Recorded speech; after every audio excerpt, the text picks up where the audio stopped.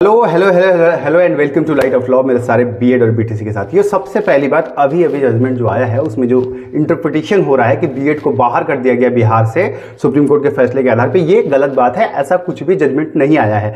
Judgement जो आया है उसको आप पहले ठीक तरीके से समझ लीजिए। जजमेंट क्या आया है, बस एक डायरेक्शन दिया गया है, ठीक है। तो इस तरह की कोई बात नहीं है। तो सबसे पहले ये जो चल रहा है कि डिस्पोज ऑफ हो गई है, लिबर्टी डिस्पोज ऑफ हो गया है या डिसमिस कर दिया गया है, याचिका रद्द कर दी गई है, बीएड को निकाल दिया गया, बिहार सरकार अब जो है डीएलएड को ही लेकर के जाएगी, ये सारी तमाम चीज़ें हैं जो अभी कही आ रही है। तो ऐसा कुछ नहीं है। बहुत ज़्यादा आप लोग लगातार मैसेज आने लगे तो मुझे अभी कोर्ट रूम से निकल के आप लोगों के लिए वीडियो बनाना पड़ रहा है। देखिए हुआ ये है, पहले इसको ठीक से समझ लीजिए आप लोग। बिहार सरकार ने अपने आर्ग्यूमेंट में सबसे पहले यही कहा कि चूंकि हमारी प्रक्रिया जो है वो चल रही थी, इसलिए जो है हमें जो है पहले से, जब जजमेंट आया उसके पहले से ही ये चल रहा था, इसलिए हमें बीएड को अलाउ करने दीजिए इस बार के लिए।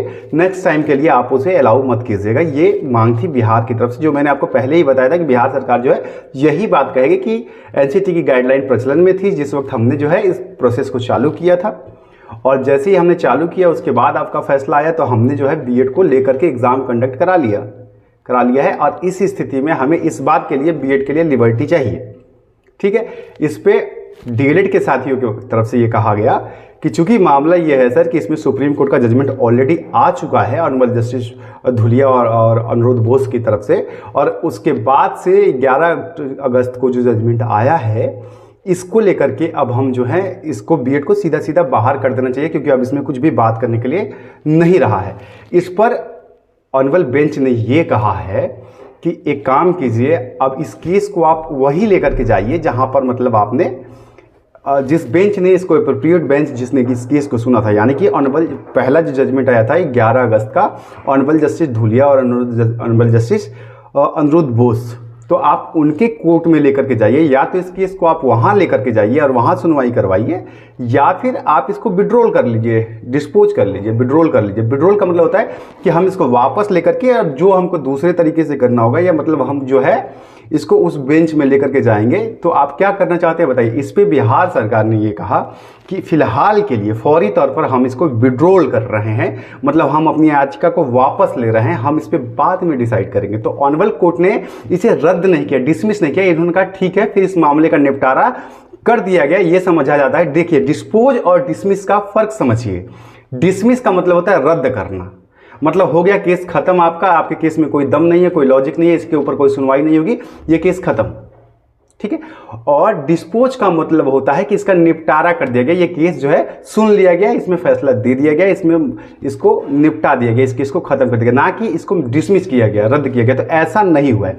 अब ये बिहार सरकार के ऊपर डिपेंड करता है कि बिहार सरकार जो है अब क्या स्टैंड लेती है। ये total up to Bihar government के ऊपर है, क्योंकि बीएड को बाहर करने के लिए या फिर जजमेंट में ऐसा कुछ अलाउ करने के लिए ऑनरेबल सुप्रीम कोर्ट ने ऐसा भी कुछ नहीं किया कि आप जो है बीएड को बाहर करके और डीएलएड को ही लेकर के जाइए। पहले वाला फैसला ही आप मानिए। हालांकि डीएलएड की तरफ से ये आर्ग्यूमेंट रखा गया कि जब इसमें पहले से फैसला आ चुका है 11 अगस्त को, और उसमें साफ साफ कहा गया कि मेरिट के ऊपर जो है बीएड बाहर हो जाना चाहिए, तो आप इसमें डिस्कस करने की क्या बात, इसमें क्या ही बात करना है। आप बीएड को सीधा सीधा बाहर करके डीएलएड को लेकर के ही रिजल्ट रिलीज कर दीजिए।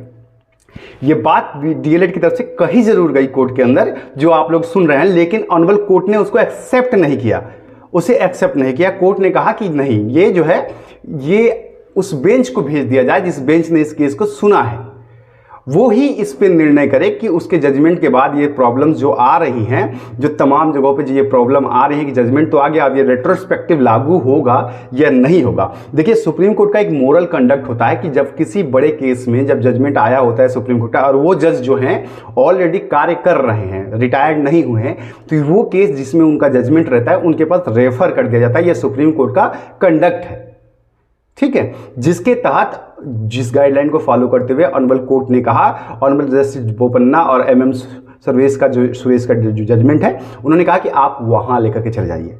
अब बिहार सरकार ने इस बात को क्यों नहीं तत्काल में कहा कि ठीक है हम उस बेंच में लेकर के जाएंगे, अब ये जो है ये अभी हम लोग जब बैठेंगे तब समझ में आएगा कि इसको लेकर के क्यों ऑनरेबल कोर्ट ने को तत्काल विड्रॉल किया गया। हो सकता है कि बिहार सरकार यहाँ पर दूसरे बेंच में जाने की जो बात चल रही है उसको लेकर के अपना विचार करेगी कि कहाँ जाना है, अनिरुद्ध बोस की बेंच में जाना है या नहीं जाना है, और उसके बाद तय करेगी। तो सुप्रीम कोर्ट ने किसी भी तरीके से आज के जजमेंट में बीएड या डीएलएड के पक्ष में कोई फैसला नहीं दिया। उन्होंने यही कहा, एक तरीके से सिंपल भाषा में आपको समझा दूं तो उन्होंने साफ तौर पर यह कहा है कि हम इसको सुनने की अथॉरिटी ही नहीं है। जब इस केस में दूसरे जजेस का बेंच आया हुआ है, अब इसमें आपका सवाल आ सकता है फिर छत्तीसगढ़ की बेंच को क्यों सुन लिया। अब ये जजेस के माइंड सेटअप के ऊपर है, आप इसके ऊपर कुछ नहीं कह सकते, कोई टिप्पणी नहीं कर सकते। ऑनरेबल कोर्ट ने कहा कि चूंकि ये मामला बड़ा है और ये प्रक्रिया, देखिए छत्तीसगढ़ का केस थोड़ा सा अलग इसके इंटरेस्ट में इसलिए था कि उनकी पूरी प्रक्रिया फाइनल हो गई थी, काउंसलिंग बचा था, और यहां पर जो है साफ साफ ये कहा गया कि भाई हमने आपके जजमेंट के बाद एग्जाम कंडक्ट कराया है और अब रिजल्ट लाने वाले हैं। तो रिजल्ट लाने वाले हैं, ये वाला जो लाइन है ना कि रिजल्ट लाने वाले हैं, तो अभी आप रिजल्ट लाए नहीं है। इस पे ऑनरेबल कोर्ट ने कहा कि तो फिर ठीक है, फिर आप उस बेंच में जाइए जिसने इसके ऊपर फैसला दिया है, और वही बेंच इसका फैसला करे कि उन्होंने जो आदेश दिया है उसके मद्देनजर इसमें उसको क्या करना है। ये है टोटल केस, ये है। बाकी ऑर्डर जब लिख के आ जाएगा रात को, अभी 6 बजे तक छप जाएगा, 4 बजे तक ऑर्डर आ जाएगा, उसकी डिटेल कॉपी मैं आप लोगों को ला करके दिखाऊंगा, उसके ऊपर फिर डिस्कस करेंगे। फिलहाल पैनिक का जो माहौल बन रहा है उसको ना बनाइए। देखिए 3 चीजें मैं अभी भी आपको बता रहा हूं। अब यहां से total up to Bihar government है। बिहार गवर्नमेंट चाहे, अभी तो उसने विड्रॉल किया है, विड्रॉल इसलिए किया है कि अब वो क्या सोच के किया है वो बिहार गवर्नमेंट समझे। अब यहां से या तो बिहार सरकार चुप होकर बैठ जाए और डीएलएड के साथ रिजल्ट लाए, ये उसके ऊपर है। सुप्रीम कोर्ट ने नहीं कहा कि आप डीएलएड को लेकर के जाइए, या फिर वो एप्रोप्रिएट बेंच में जाकर के दोबारा फाइल करेगी इस केस को, मतलब ऑनरेबल जस्टिस अनिरुद्ध बोस के और ऑनरेबल जस्टिस धुलिया के बेंच में लेकर के जाए केस को, या फिर वो किसी और बेंच में किसी और ग्राउंड पर लेकर के जाए। ये बिहार सरकार के ऊपर डिपेंड करता है कि वो इस केस को किस तरीके से ले जा रहा है। आज जो सुनवाई हुई है उसमें बस इतनी सी बात निकल के सामने आई कि इस केस को सुनने के लिए हम एप्रोप्रिएट बेंच नहीं है, इसमें ऑलरेडी जो है पहले से सुनवाई हो चुकी है। जिस बेंच ने इसको सुना है वही बेंच इसको दोबारा सुनेगी, तो आप वहां लेकर के जाइए। बस इतनी बात है।